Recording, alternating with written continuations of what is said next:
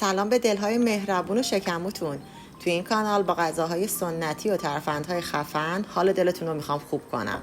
اگه عاشق غذاهای مامان پزید سابسکرایب کنید که کلی قراره خوشمزه بازی کنیم. اگر میخوای یه قیمه لعابدار خوش‌عطر درست کنی این ویدیو رو تا آخر ببین. 2 تا پیاز متوسط رو به درشت داریم. هر کدوم رو به 2 قسمت بارش میزنیم. 3 قسمت از پیازا رو برای خورشت قیمه کنار میذارم و نصف پیاز هم برای لپه است که میخوام بپزمش. نصف پیازمو با لپه میپزم تا نفخش گرفته بشه.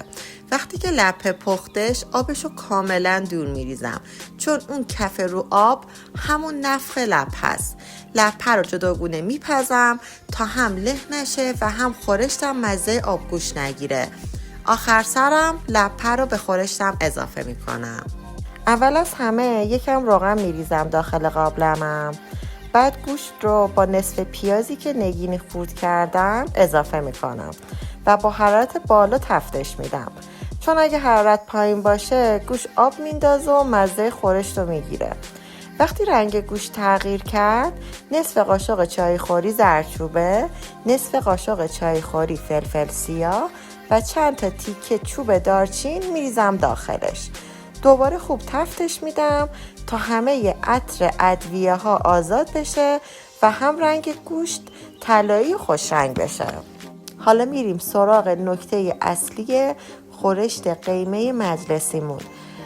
خب اون نصف پیازی که از قبل مونده بود و نگینی خوردش کرده بودم و میریزم داخل مایتابه و با حرارت بالا تفتش میدم تا پیاز کاملا نرم بشه. دقت کنید نباید پیاز طلایی یا سرخ بشه، فقط کافیه نرم بشه. اگه دیدید پیاز زود خوش شد لازم نیست بهش روغن اضافه بکنید، فقط یک کوچولو آب جوش بریزید تا پیاز نسوزه. وقتی که پیاز کاملا نرم شد رب گوجه فرنگی رو اضافه میکنم و حدود 5 تا 6 دقیقه تفتش میدم تا خامی رب گرفته بشه و رنگش قرمز و خوش رنگ بشه.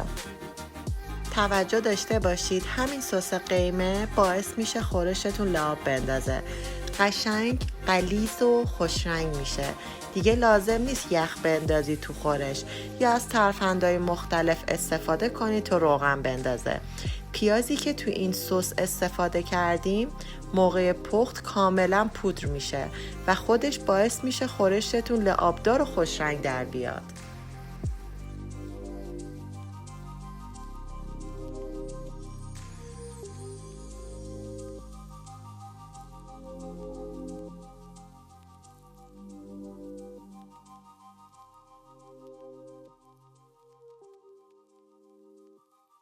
وقتی سس قیممون آماده شد اون رو به گوشتمون اضافه میکنم. حدود 30 ثانیه تا 1 دقیقه هم با هم تفتش میدم تا طعم سس و گوشت کاملا یکی بشن.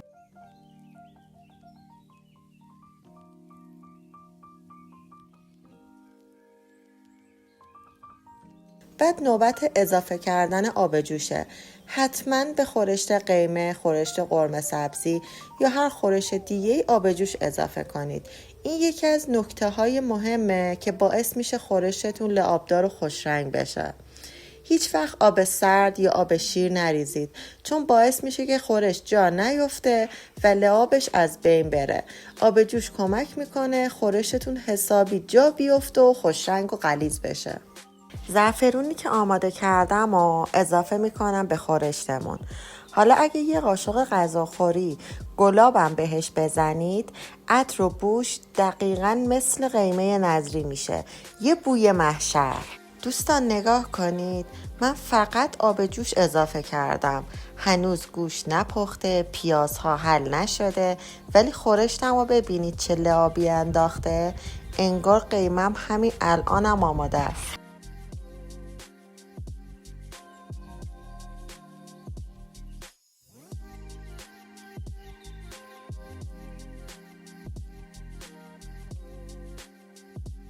خب حدود 2 ساعت گذشته گوشتا نرم شدن. حالا وقتشه لپه هامو اضافه کنم. لپمو از قبل پختم و آب کشش کردم. الان میریزم تو خورشتم. بوش بی‌نظیره.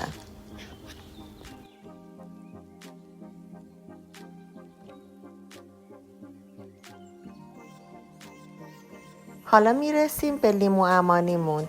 یه نکته مهمی که هستش، حتما لیمو عمانیاتون رو نصف کنید و اون حصه های داخلش رو در بیارید و حواستون باشه که کپک زده نباشه، وگرنه خورشتتون تلخ میشه و دیگه خوش عطر در نمیاد.